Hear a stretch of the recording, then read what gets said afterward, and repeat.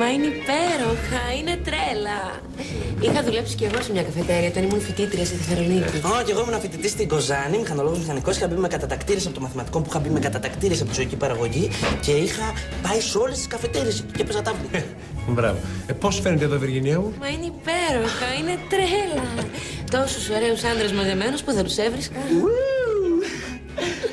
Ο Μάρκος θα σου δείξει όλα τα στέκια της πόλης. Ο Μάρκος και εγώ τα ξέρουμε όλα τα στέκια της πόλης. Όλα.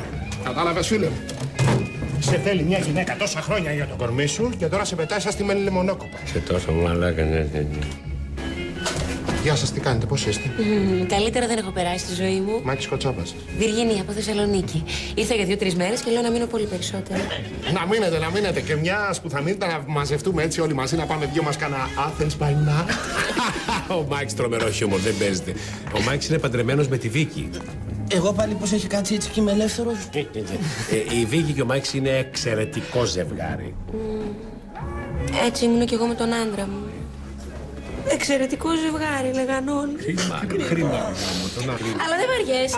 Είναι υπέροχα, είναι τρέλα.